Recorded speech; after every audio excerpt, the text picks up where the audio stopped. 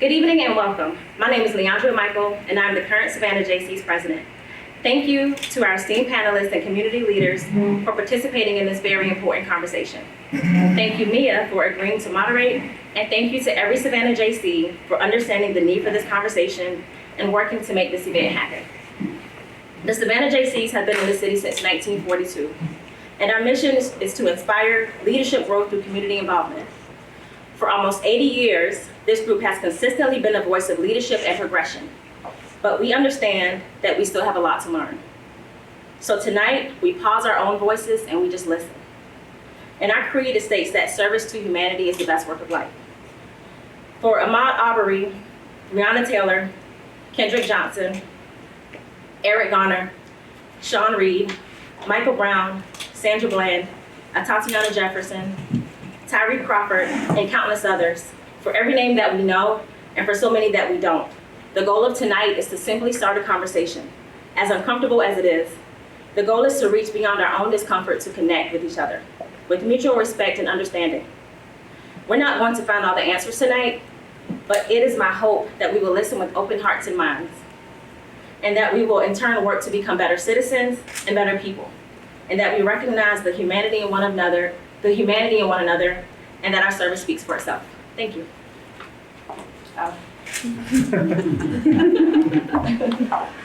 We would like to thank the Savannah Jaycees for being our gracious host to Pod on the Go. Thank you so much to Tyler and to Raz. Thank you to all of our media that is here with us this evening for being here to share in this night. I'd like to introduce to you our distinguished panel. I will start with Paula Kreissler. She's usually busy keeping us all healthy with Healthy Savannah. She started her first 25 years of her career in operations management with FedEx and a heavy volunteer background with Healthy Savannah. She was on the inaugural board of directors after Mayor Otis Johnson called her after he had a heart attack, and he wanted to not only become healthier but also lead Savannah in becoming healthier. She has served as the Policy and Advocacy Committee Leader Steering Committee, Savannah Chatham Food Policy Committee, and the Visibility Committee. Paula was the project lead on a Healthy Savannah grant to reduce childhood obesity in the Savannah Chatham County community, and currently is the program manager for the CDC REACH grant, a 5-year, $3.4 million grant to reduce health inequities in Chatham County. Welcome, Paula Kreissler. Thank you, Paula. Thanks, Mia. I'd also like to introduce Chief Roy Mentor of the Savannah PD. Roy Mentor was appointed as the Chief of Police for Savannah Police Department in August of 2018. He came to Savannah from Peoria, Arizona, where he served as Chief of Police for more than 7 years. Prior to his appointment in Peoria, Chief Mentor served as the Chief of Police for the Denton, Texas Police Department from 2007 until 2011. Chief Mentor also spent 15 years with the Aurora, Colorado Police Department, where he held several positions, including Narcotics Unit Sergeant, Training Section Commander, and Operations Support Section Commander, where he supervised the SWAT team, K-9 unit, gang intervention unit, and pattern crimes unit. In his last assignment, he served as commander of the department's largest patrol precinct. Please welcome Savannah Police Chief Roy Mentor. Thank you for being here, sir. Thanks, Mia. Next, our distinguished Mayor Van Johnson. His mission is purpose, passion in the people of Savannah, Georgia. Proudly the 67th mayor of the city of Savannah, Georgia. Spending most of his time in public service and hailing from Brooklyn, New York, he will often tell you he's a proud graduate of the mighty Savannah State University. Right. He has been involved in school system as a graduate of the New York school system. Again, as we mentioned, SSU. He's led radio talk shows, political commentary, authored local weekly columns, obviously service to Savannah, Savannah Youth, you name it, he has led it, and is nationally certified as professional in human resources and a Georgia certified law enforcement professional. Mayor Johnson has utilized his unique skill set as a sought after trainer, speaker, and consultant in these areas. He is a graduate of Leadership Savannah and Leadership Georgia. Thank you so much, Mayor Van Johnson, for being with us today. Next, Pastor Kenny Grant. Reverend Kenny Grant has served as senior pastor for Calvary Baptist Temple since May of 2012, but has been in ministry for about 33 years. A former Marine drill instructor, his unique style of teaching and preaching communicates with insight, clarity, passion, and humor. He's also married to the lovely Shirley, who completes him, and we are so honored to have you. It looks like here on April 16th of 1899, the church was organized with 26 members by Reverend Edenfield, and Calvary Baptist Temple has persisted for 120 years of service. Welcome, Pastor Grant. So we have a full list of questions and we only have an hour. Thank you, audience, for being here with us this evening. We look forward to taking your questions as well. I'm going to just start right with you, Savannah Police Chief Mentor. We're here tonight to discuss solutions. Let's talk about the conversations you're having with your force, some of your police initiatives, and let's discuss 8 Can't Wait. Okay, well, first let me start by saying thank you for the invitation. Thank you for allowing me to be here. This is a great and exciting time for us. I'm very proud of the organization that we have, and I realize that these are some tumultuous times in our community, but we have a lot to be proud of in the Savannah Police Department. We have a lot to be proud of here in the city of Savannah. Not only do we have a law enforcement agency that's a nationally accredited agency, but we have an agency that's also a state accredited agency. We have an agency that is known as a leader, not just in this region, but throughout the country in the area of what some people call community policing. We call it relationship-based policing. We're very proud of the great relationship we have with members of our community. We believe that that's paid off a lot for us, especially in these recent years, because we're still able to sit down and really have those healthy, critical conversations with members of our community. Right now, we're doing a lot of those conversations via Zoom. But we're still able to reach out to members of our community. When we talk about the 8 Can't Wait campaign, we were one of the first agencies and one of the first cities to actually not only just sign on to that program, but to also dedicate a portion of our website to show that we were in compliance with the 8 Can't Wait campaign. When you look at banning the chokeholds, requiring de-escalation, requiring warnings before shooting, requires exhaust all alternatives before shooting, duty to intervene, banning shooting at moving vehicles, requiring the use of force continuum, and then requiring comprehensive reporting. These are things that the Savannah Police Department has been involved in and has been a leader in for quite some time, not just in this area, but throughout the country. So we're very proud of what we have been and what we continue to accomplish. We realize our work's not done. We're continuing to look at any and everything that we can do to continue to improve and to make our organization better. Talk with us, please, about the actions that the Savannah PD has taken in response to the public perception of policing and police brutality. Well, that's a great question. And one of the things I just talked about is our great relationship with members of our community. But, we're not an agency that wants to rest on our laurels. We're always out there communicating with not just our elected leaders, but communicating with our community members to see what we can do to continue to strive to improve. We're looking at things where, we realize there's some issues going on in law enforcement right now. And, the 3 things that I've really been stressing to members of our department is the first thing we have to do is we have to acknowledge that there's a nationwide issue going on right now with police community relations. We have to acknowledge that. We have to take ownership of some things, and we have to look and see what we may need to do to make sure that we're continuing to keep our community members engaged. The other thing is we have to commit. We have to commit to addressing the issues that are going on nationally in law enforcement and some of the things that we may need to change in the Savannah Police Department. And the third and most important thing is we have to make it a priority. This can't be something where we keep talking about it, keep coming to the table 6 months from now, a year from now, we're still talking about it. We have to commit to it and we have to make it a priority.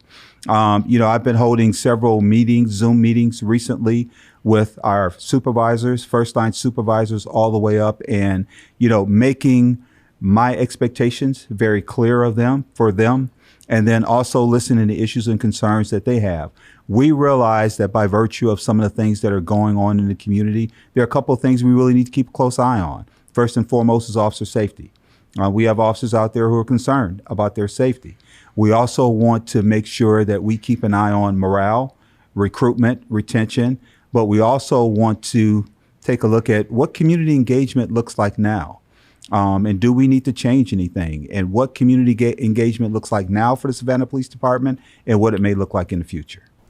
So if funding was not an issue for the department, how would you modify current police training? Well, I guess the first thing I'd say, and I believe every member of the Savannah Police Department would agree with me, we pay our folks a lot more money. They go out, they work a lot of long hours. They put in a lot of long, dedicated work. And I think every one of them would say, gosh, we wish we were making like $100,000, $200,000 a year.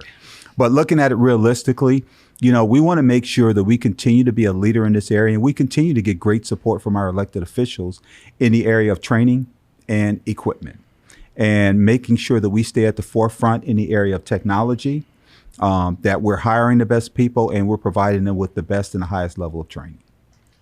Currently, what type of screening measures are in place to ensure that police officers don't have biased backgrounds, beliefs, or past complaints that have not been addressed? Well, that's a great question. You have to divide it up into a couple of areas. First and foremost, we do a really good screening process on the front end, and we have very high hiring standards. You know, my philosophy has always been that we'll keep a vacancy as opposed to just taking somebody who may have a marginal background. If we got to hold that vacancy, we'll hold that vacancy, but we want to make sure we're hiring the absolute best that we can out there. In addition to making sure we do a good background, we send them through really good training. That background also includes, you know, polygraph examination, psychological examination, but we're doing the best job we can to screen them on the way in. We're also providing additional training in the area of fair and impartial policing, procedural justice. These are things that we put in place to make sure that we're doing the best job possible of integrating people into the backgrounds and the diversity of the communities that they'll be tasked with serving. We also just purchased a brand new program to make sure we're doing the best job possible of tracking officers who may have had numerous complaints, traffic accidents, but that's a computerized program where after a certain number of incidents that occur, it triggers a response from a supervisor, and it also alerts individuals up the chain of command. So we want to make sure we stay on top of that.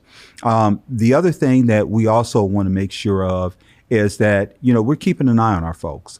Not only do they get involved in things like complaints and traffic accidents, but, you know, they're going out to traffic fatalities, they're going out to bad shooting scenes, and we want to make sure we're doing the best job possible of keeping an eye on our folks and making sure that they're healthy and really keeping an eye on their well-being and their welfare.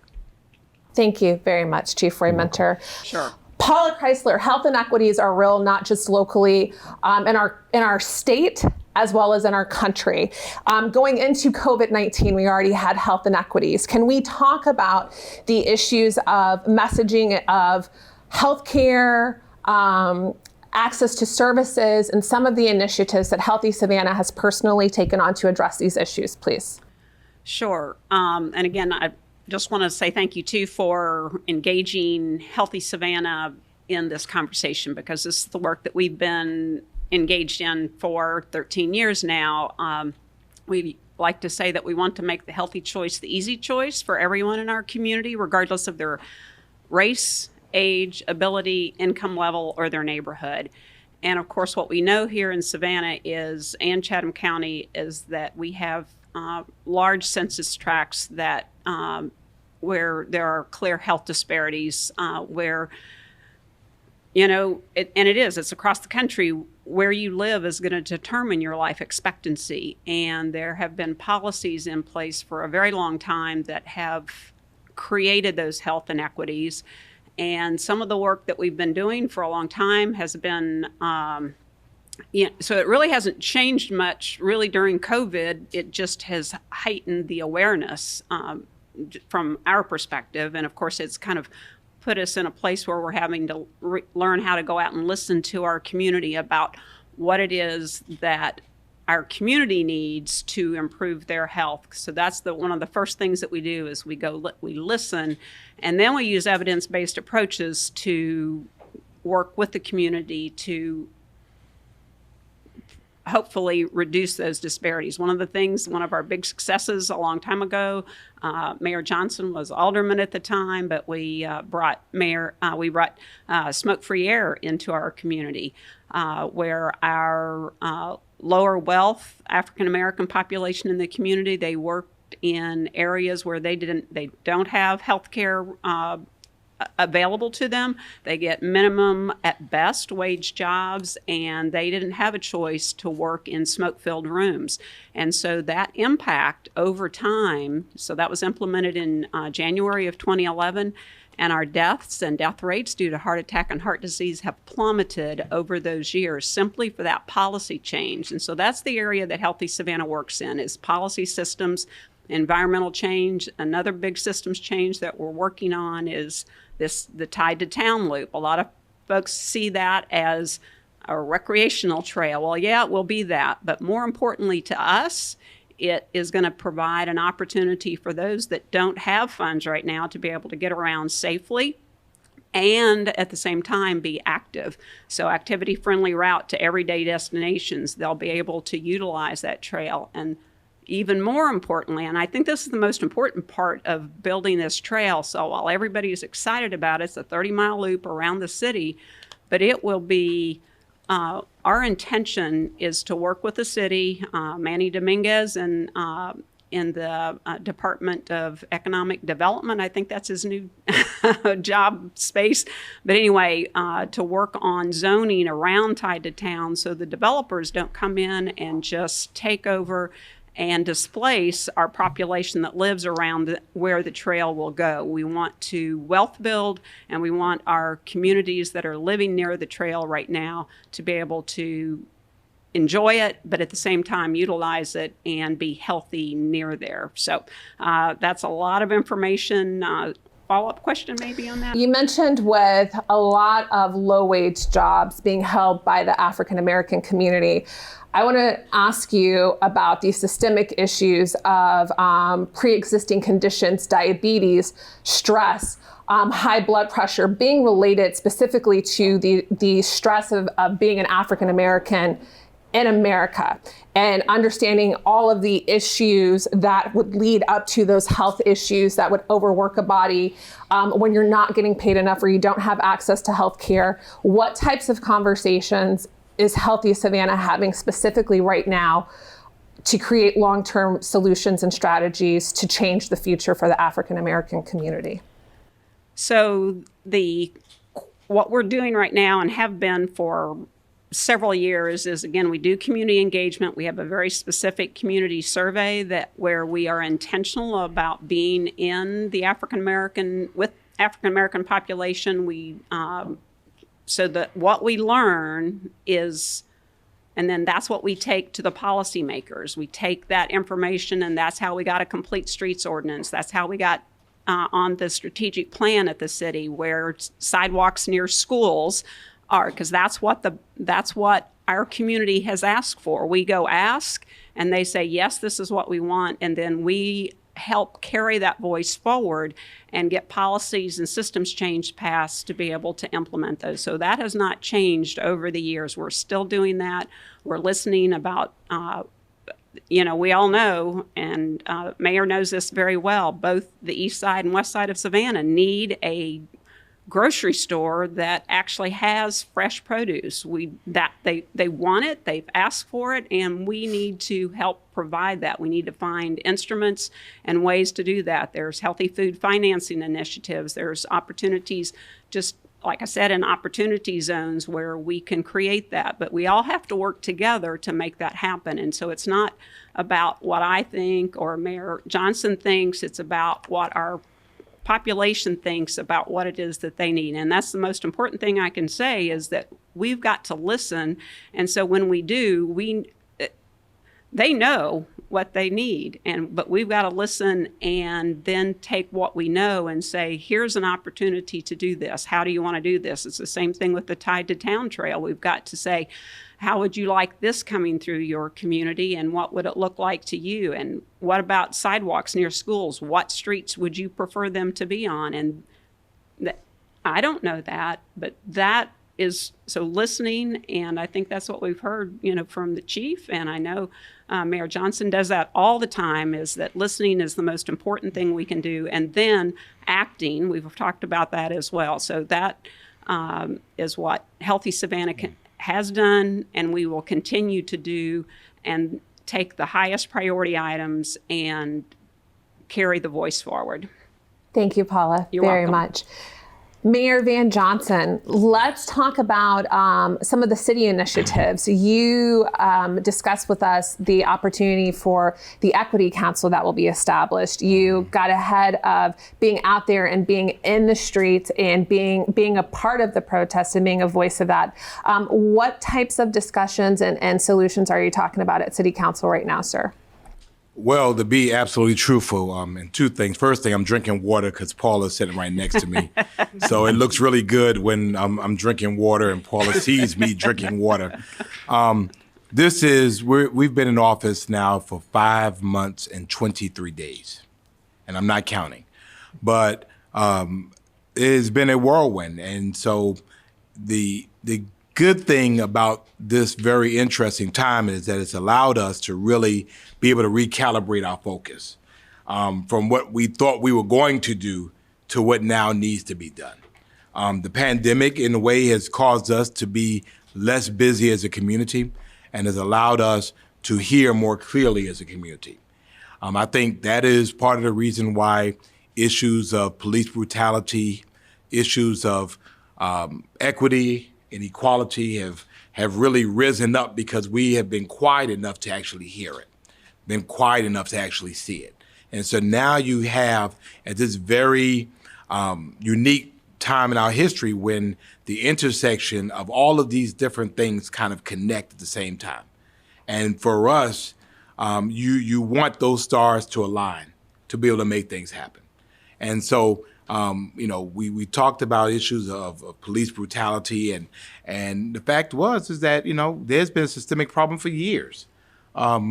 Questionable activities regarding police and treatment of African-American males. Being a New Yorker by birth, I'm familiar with some of those cases, and they happen, and people really get upset, and then it just kind of goes on. I can go back to 1999 and Abdul Diallo in New York.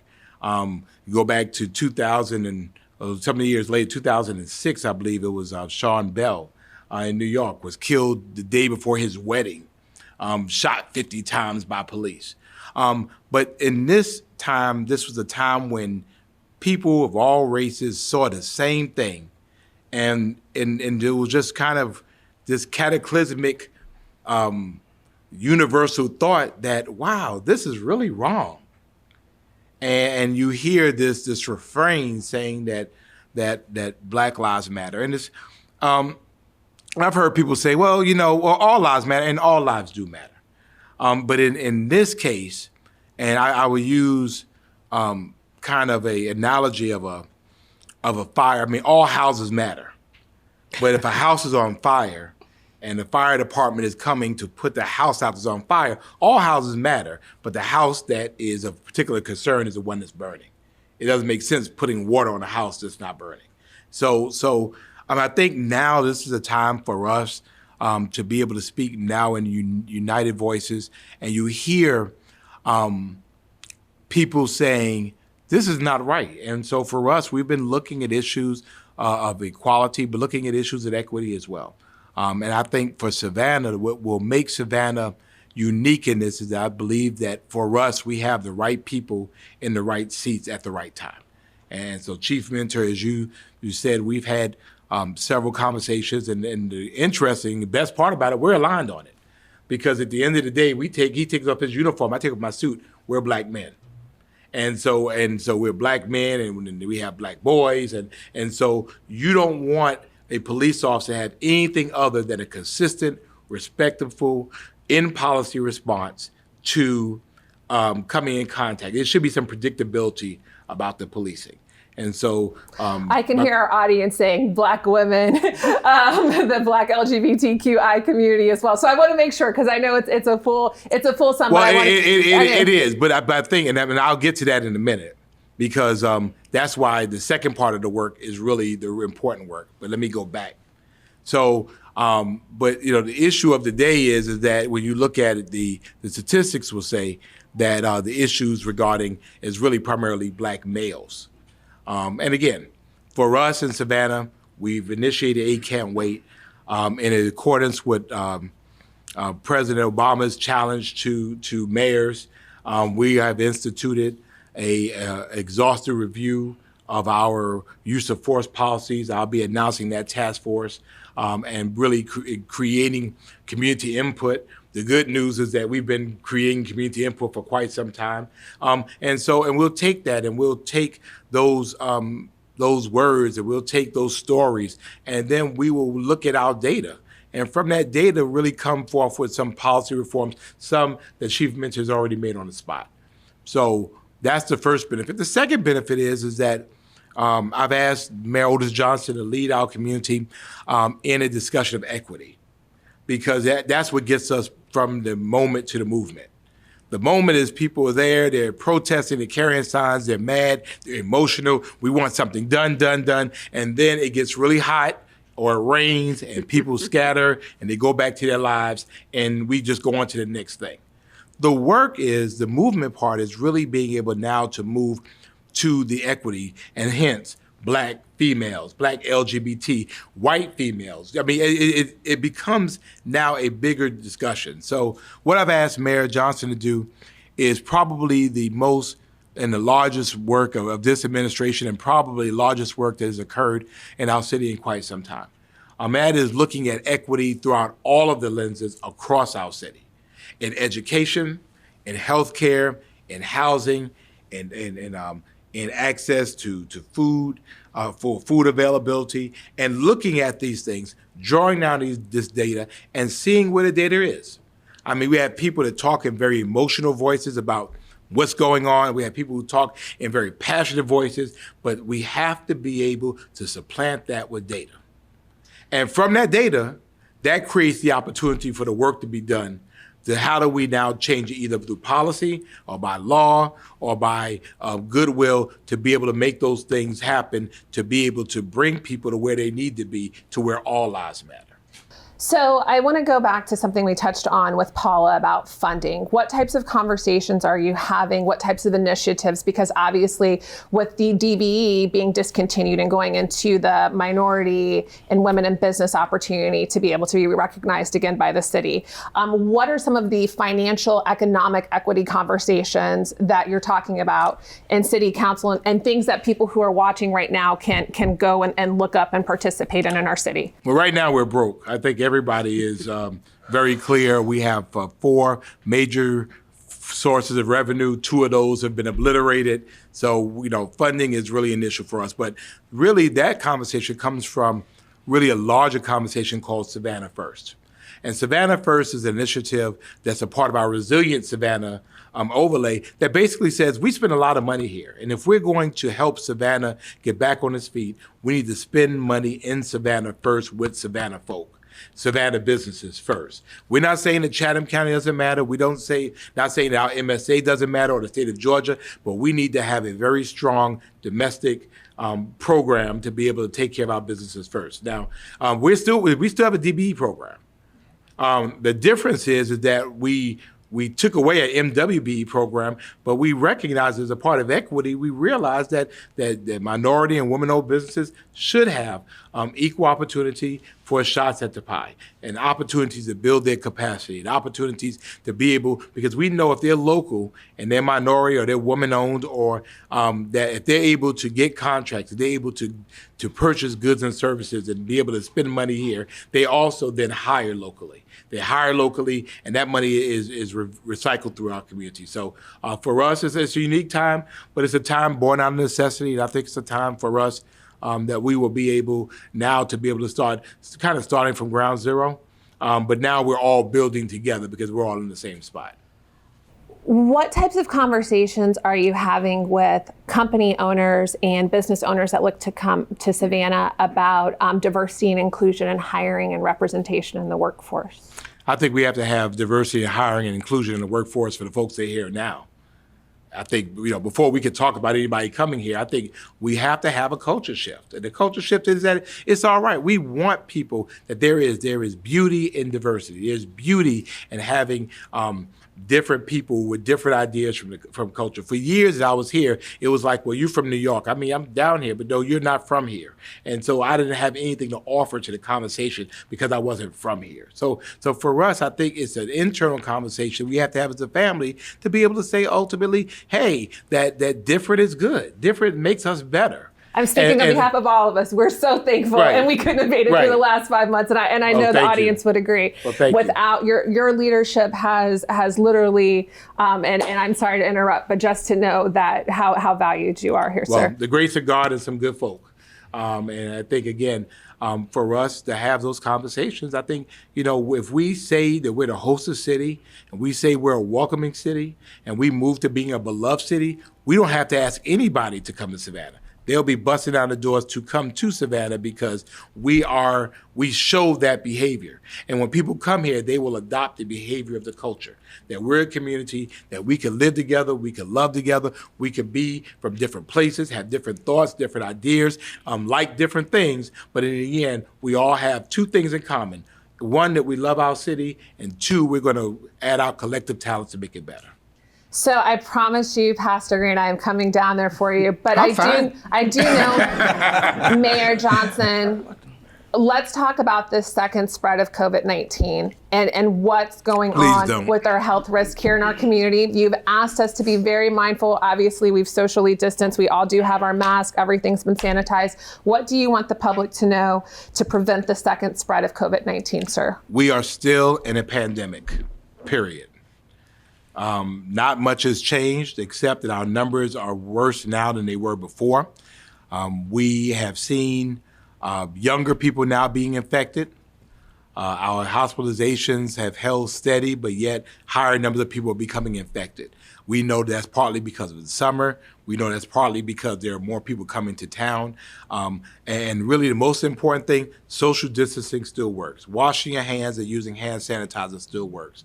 And not being in spaces where you really don't need to be. I mean, for me, I'm not going in too many places where there's a bunch of folk because I care enough about me. And the reason why I wear my mask is because I care enough about him that I don't want him to get sick from me. I care enough about her because I don't want her to get sick from me. If I can do that for y'all, can y'all just do that for me? And if we say we care about each other, I hear people call and they, oh, you're getting in the middle of my freedoms because I'm complaining because of my freedom. No, I want you to be alive so you can complain. That's the freedom. You don't have a freedom to die. I want you to have a freedom to live so then you can tell me about how horrible I am. And it's okay. It's okay. Pastor Kenny Grant, the big question is, what would Jesus do? And that Jesus stood for justice. Preach. That is your question, sir. All right, I want to say this before I take the offering.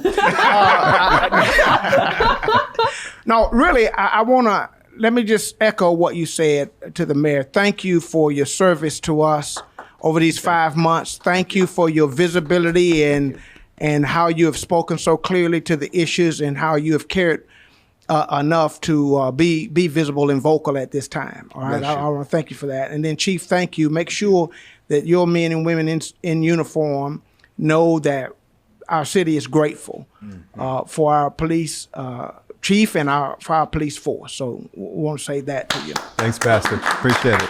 Thank you. The question is often asked, what would Jesus do? Let me just say this. Here's a better question.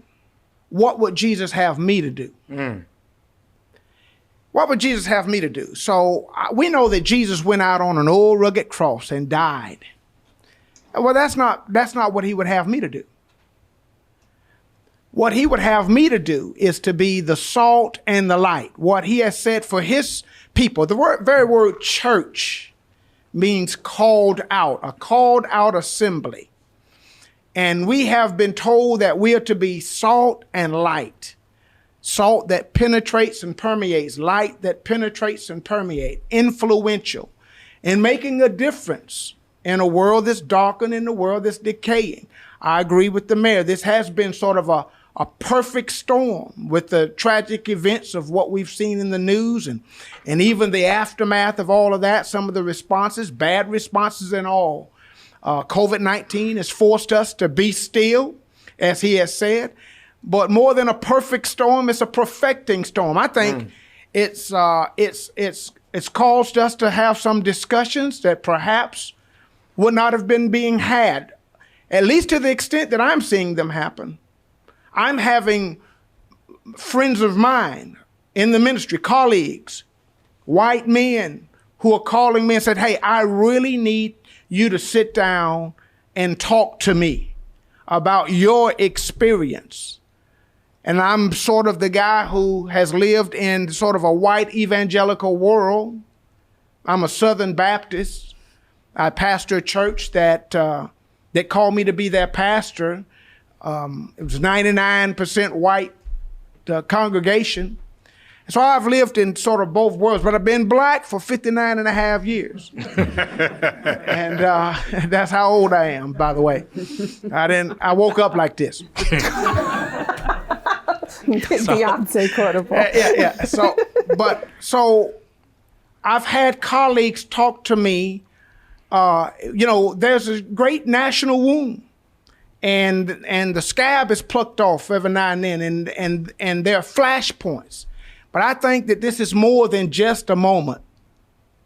I think it is a movement. I do believe that people are willing to listen now.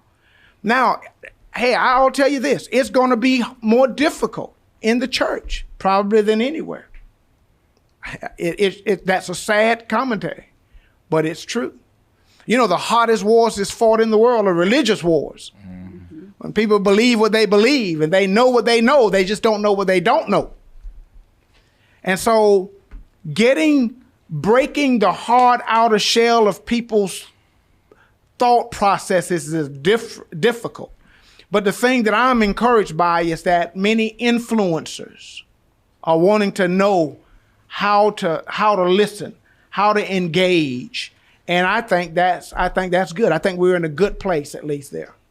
What can all church leaders, or what types of initiatives would you suggest to continue to connect people across cultures, across races, and to bring the community together? Well, be who we're called to be. This is nothing new. Be who we're called to be. When you ask what would Jesus do, well, let's look at what Jesus did. You think about the woman at the well, all the barriers, all the boundaries that Jesus obliterated, he kicked down. Here is Jesus, the Son of God, and he walked past the moral boundary. Here was a woman who was a discard in the world that she lived in. She was a Samaritan. He was a Jew. She was a woman. He was a rabbi. He walked past all of those things, racial issues, social issues, walked right past them to deal with her. He saw the value in her. Now, this is what Christianity is. This is not new. It's not new that the church ought to be preaching justice. This is what Christians ought to believe, and I think that evangelicalism lost a great opportunity maybe 60 years ago. Dr. King was talking about equality and content of character, and the idea of his children and grandchildren being thought of as being equal with white kids. But that was too radical an idea that we would be thought of as being equal. And so it was sort of dismissed. It really hadn't taken hold, I don't think, really in the church as it should. Dr. King did say that the most segregated day in America was on Sundays. Are there talks of having unified church services or unified gatherings to bring the community together? Yes, I know I'm having those kinds of talks, and some of my colleagues are having those kinds of talks. Intentionality. We must be intentional. And I want to tell you, we don't have to be very, very smart, but we do have to be courageous. Mm. And let me just tell you, it does not take courage to stand in my group and talk about what's wrong with the group across the street. Mm. It takes courage for me to stand in my group and confront things in my group. And so we have to be willing to do that and able to do that and courageous enough to do that. And when and if we do that, we'll see change. And I think that church is to be the edge of the wedge in that. We're people of faith. We're to be salt and light. That makes a difference. A city that's set on a hill that cannot be hid. And people see an example of a community of love, and yet things hold on stubbornly. Old ideas and preferences and prejudices hold on, stubbornly in the church, and I think that makes the Lord sad. But yes, to your question, yes, there are those kinds of discussions being had.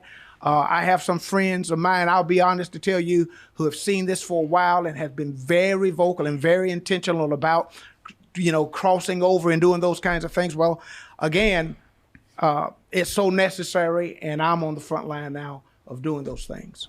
Thank you very much, Pastor Grant. We're going to open up these questions for everyone. Mayor Van Johnson, I'm going to kind of start with you. And going back to the first peaceful protest in Savannah. A lot of this is being led by young people. The conversations, the challenges, the protest. What types of conversations are you having with these young leaders, these young voices? And this is again across the board. If it's inclusion in the Deep Center, or I know 100 Black Men of Savannah did kind of a youth voice campaign. What types of conversations are being had with young people about being a part of the solution in our community? Well, the first thing is that I'm one of the young voices.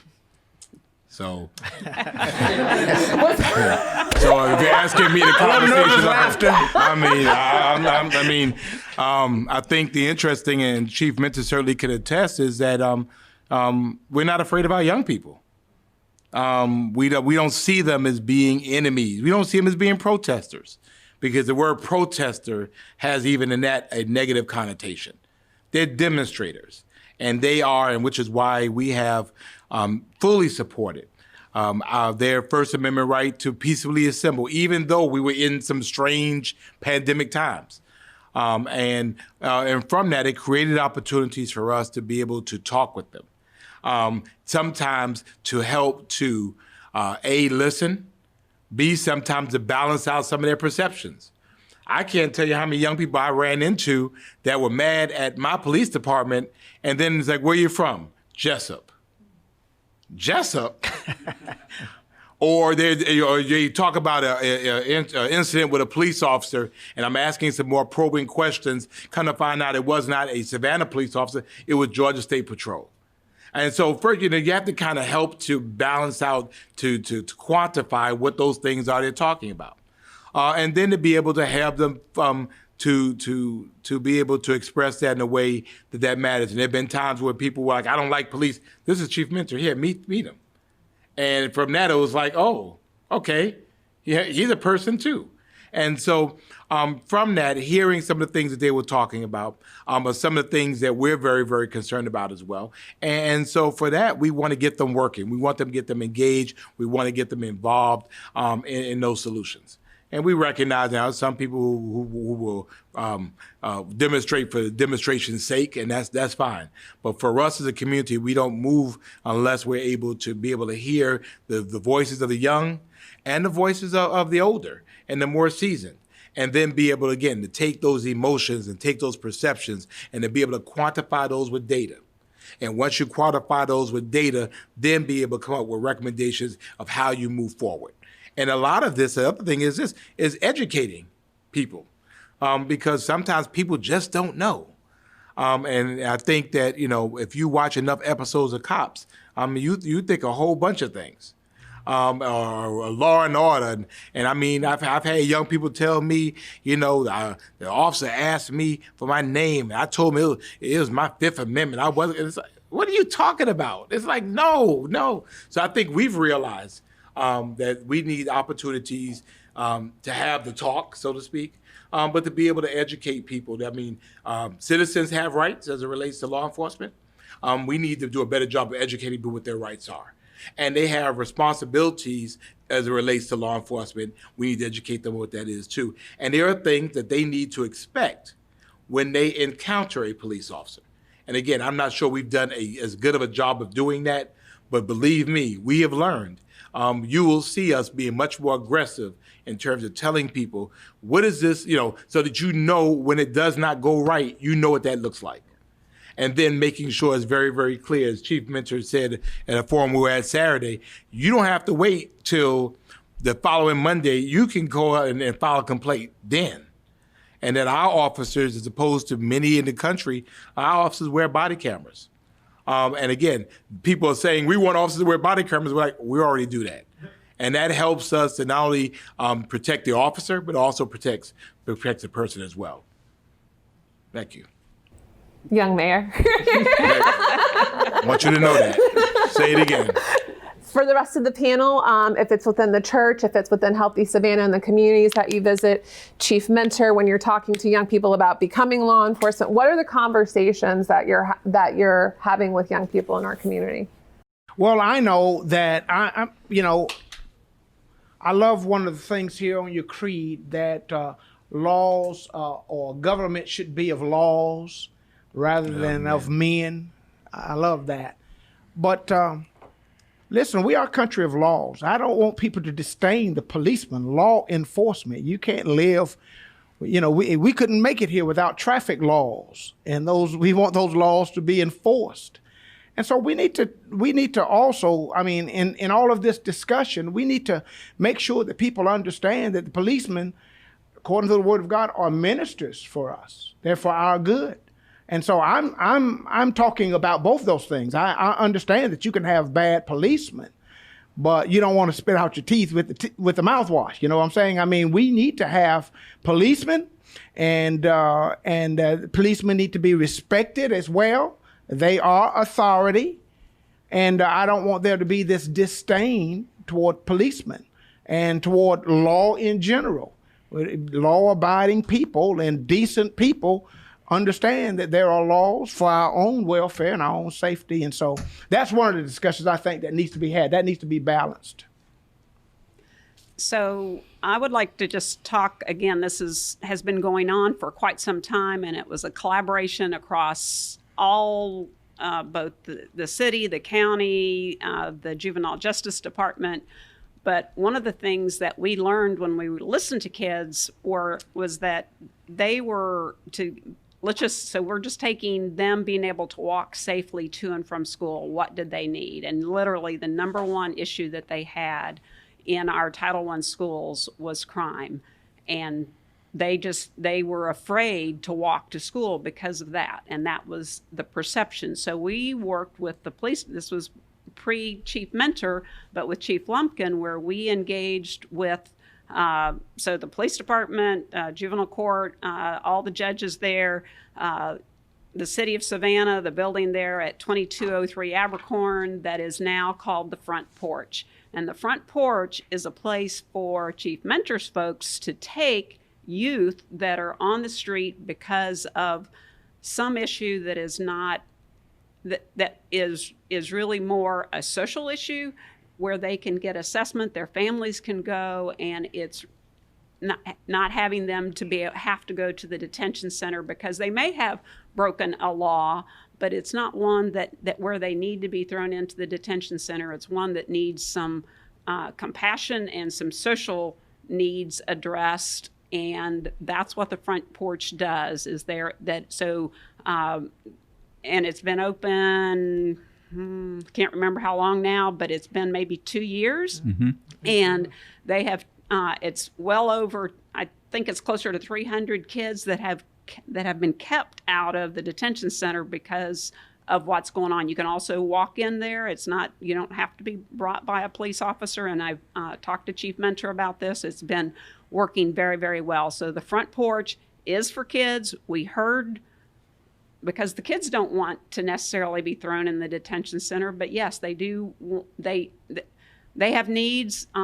It's children in need of services is kind of the language there, and the judges at juvenile court were very instrumental in saying, yes, this is a need here. We don't want to see kids in front of us that really just need some help with a place to stay one night or some food or some friends. whatever that looks like. So the front porch is one of the biggest things. And again, that's a big systems change. And it was a commitment by the city and the county to operate the building and provide the services there that are really doing well for our youth. Good. Well, and that brings a correlation in terms of talking about race and poverty and certain things. I do want to pull our Facebook viewer questions in, so I'm just going to kind of open these up to everyone that's here. From a Facebook viewer, how can we expand the audience that identifies the agenda of the African American community to ensure top priorities are being addressed in our community? Well, since I took the liberty of already answering it on Facebook, I'll answer it again. The African American community, in my experience, and I've been African American all my life too, is not a monolith. And I will tell you, as being someone that's been in elected office here now 17 years, I go to groups all the time and they have different agendas. And so I think the interesting thing is that depending on where you sit in the community, you have a various agenda. Now, there are some themes that reign true, but I don't think there's a singular way. I think the issue is the audience is already expanded. I'll tell you, as someone, when I was running for mayor, I mean, daily I was going to another forum, or meetings. And I mean, I think the difference is we have to stitch the various agendas into a major agenda. And there is some things, the blueprint is one of them. And again, hopefully this whole equity piece will help us to kind of stitch these things into one. I mean, an agenda is essentially opinion. And so it makes it very difficult when you don't really have very clear marching orders, particularly by something that's not buoyed by data.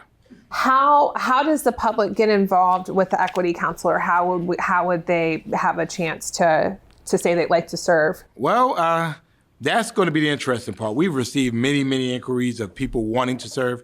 I've left that to Mayor Johnson. If someone's interested, they can contact our office. Again, this has to be a working group.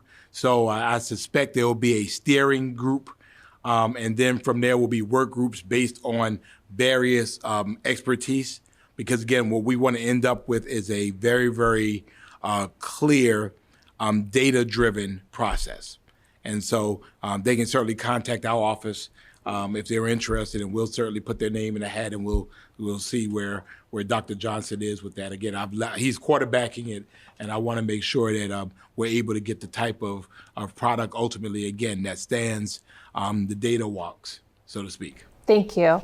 Paula, 2 questions for you. What is being done to reduce the food deserts that currently exist in the Black communities here in Savannah?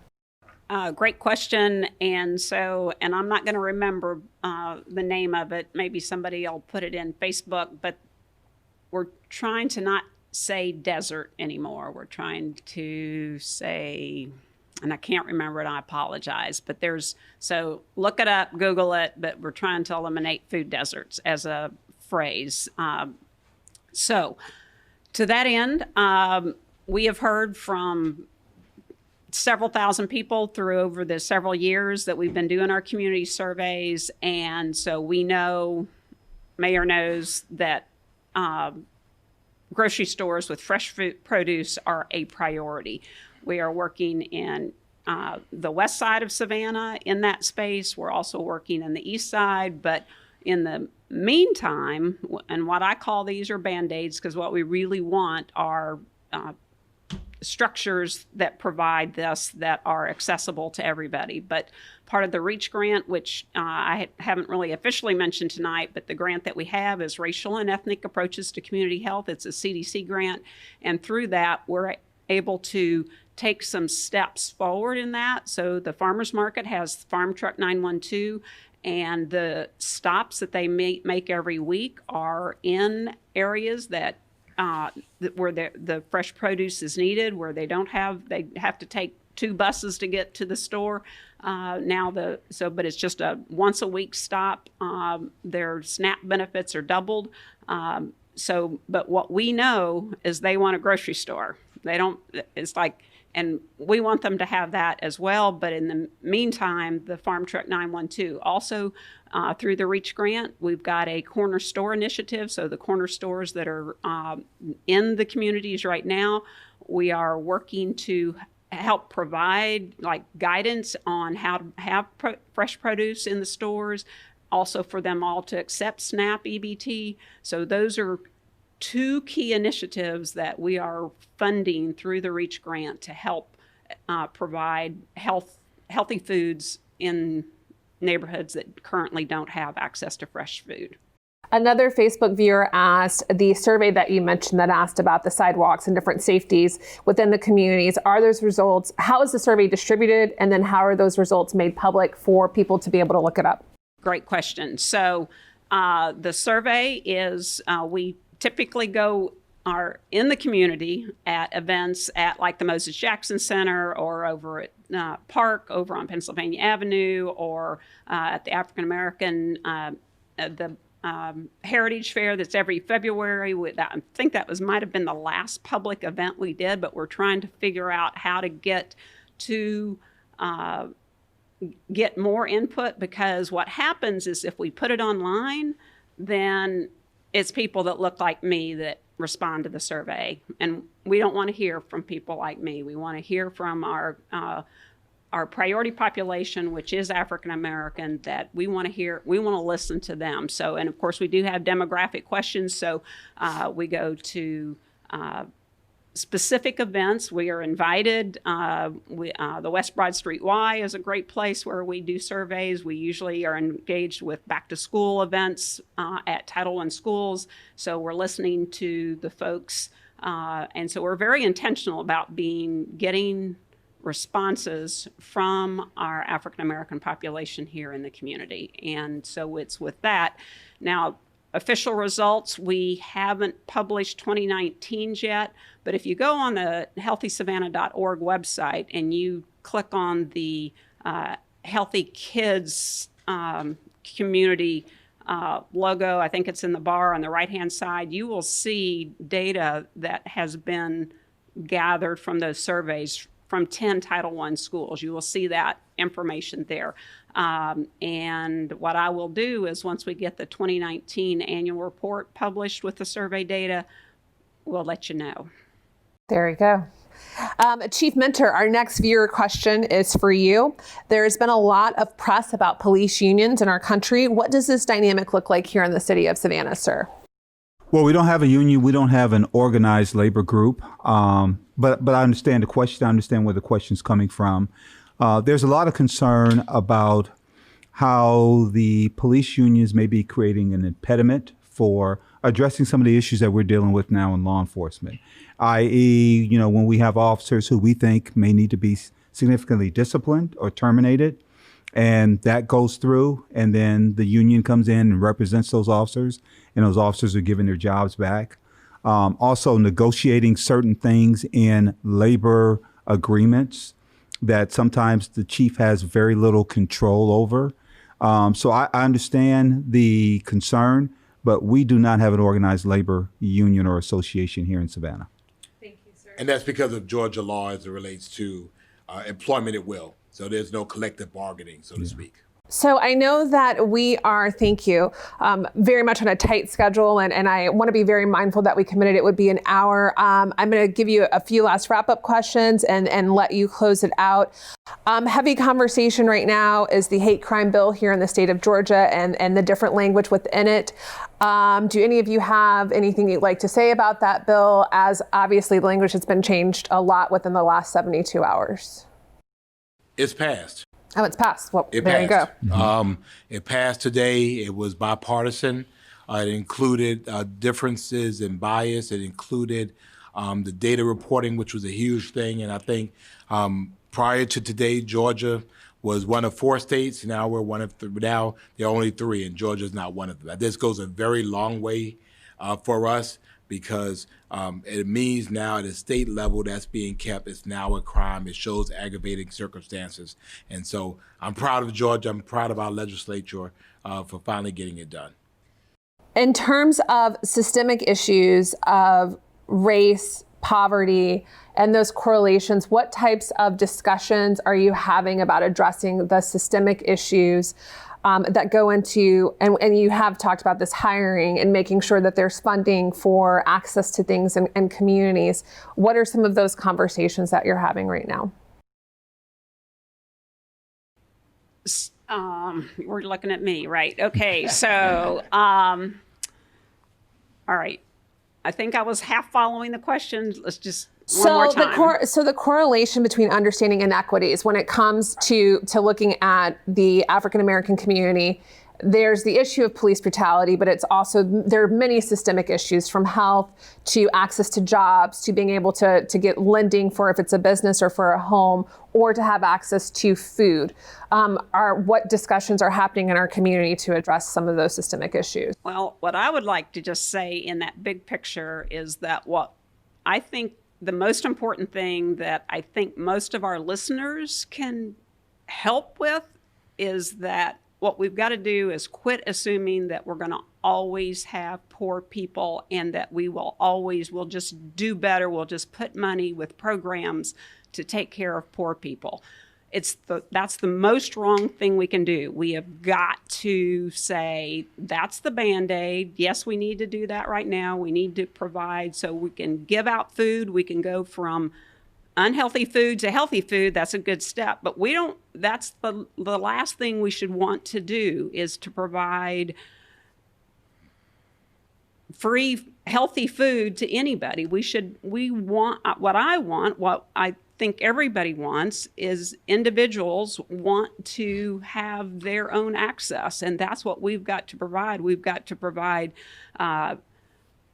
housing. We've got to it's a huge issue, and so systemic racism has been around forever and ever and ever and ever, and we have an opportunity. And so I think that's the crux that can change now, is that it's like we can't keep saying that this is the way it is, and okay, so we'll just provide more Band-Aids. Wrong answer. We've got to quit providing the Band-Aids. We've got to get to the root cause, which is a livable wage job, which is respect, which is, education. It's all of those things combined. And of course, from my perspective, a very specific, I think that the better you eat and the more activity you have, then the better chance you're going to have to do in school, the better job you can get. And all those things flow from that direction. But we have got to quit Band-Aiding everything. We've not funding services. Again, we want to provide those now, but we have got to shift that conversation to say we're going to solve this problem together, and that's what we're going to do. We've got to quit accepting that we're going to fund the Band-Aid. Move beyond that. Thank you. Mayor? And we have to stop assuming all black people are poor. Yep. When you say black, no. I mean, Chief Dementa, I know how much he makes. He does pretty well. And How well? Oh, he does. He does better than his mayor. I'll tell you that much. Okay. That's on the record. I don't know. How did he become the token rich black guy in the room? And Pastor Grant, but I think at the end, I think we don't do it service when we just assume and say, oh, well, we say black and poor is synonymous. Right. We have poor white people, we have poor Hispanic people, and then we have people that, here, we've been blessed to be able to be educated, to do well, and be okay. But there are people who are not okay. And I think if we create a lens where we say poor and black, and we join them together, I think we do our entire community a disservice. Poor comes in all shapes, sizes, and races. They're from all places of town. And so I think we have to be able to really expand our viewpoint in terms of that. That's good. Thank you. So here we are, ready to wrap it up, and you've each talked about actions and being a people of action. And I cannot say thank you enough on behalf of the Jaycees, on behalf of all of the people that are watching, our audience. Again, thank you to all of our media that's here and represented, how much it means that each of you have given us your time to be a part of the solution. we all are getting the call of what can I do? I'd like to have you each close it out and tell people what they can do from this night to be a part of the change and solution in our community. Well, I believe it starts and really ends with the heart. I quite often say that the matter of the heart is the heart of the matter. And so when I stand to preach and when I talk with people, I'm always aiming at the heart, because this is where systems are broken down. When you talk to people so I would say that everybody can be the change, whatever that is, but it has to start right there in the heart.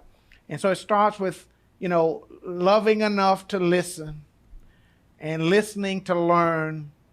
And when we do that, everybody's going to be better. When the tide rises, every ship rises. I think we'll all be better when we learn to love and to listen and learn. I haven't learned one thing by running my mouth, but it's when I listen. And so I would just encourage that. That's a big question. And I don't think I have a short answer. Maybe in the last thing I was talking about, I think for anybody out there that can provide a living wage, I'm just going to say that. Let's support action for a living wage. It will do wonders for our entire community and the community that the mayor was talking about, where people will want to come here. I've got that same vision of, it's like, if we've got a really healthy community, we will get to pick and choose what companies want to come here, because we are paying a living wage. Our community is loving and kind, and that's what happens. But living wage is one of the most important things that we can do to support our community, period. I'm going to go home and get some sleep and get something to eat. I thought you were young. I don't think you needed to sleep there, man. No. Paula says if I can't take care of anybody unless I take care of myself. That's right. So I'm taking my advice. But I think for me, every day I get up with the idea and concept in my mind, who is my neighbor? And so every situation, every person I come in contact with, I'm putting myself in a place of empathy for where they are. And so how would I feel if I were them? How can I help make their life better? How can I be a blessing to them? And so for people, if people would if we just cared a little bit more, if we loved a little bit more, if we all said, what can I do to make this person's life, this person's moment a little better, I think Savannah would be a better place. And I think we're there. I mean, I refuse to believe that we cannot get to where Savannah is that beloved community, because we have everything we need to make it happen. We just have to be intentional, using his word, and caring and being a part of the solution. Thank you for the opportunity. I think the big one for me is to stress to the community the importance of continuing to stay engaged with us to continue to keep our community safe. We realize that there are some concerns regarding police-community relations, but I'm proud of the great relationship we have with our community. But we need to continue to stay engaged, because we've got some pretty significant issues going on in this community. We still have bullets flying around this community on a nightly basis. We have 2 17-year-olds in our community that we've buried because of gun violence. We need to continue to stay engaged. We need to continue to work together. We need to continue to stay in partnership so we can continue to work on keeping this community safe.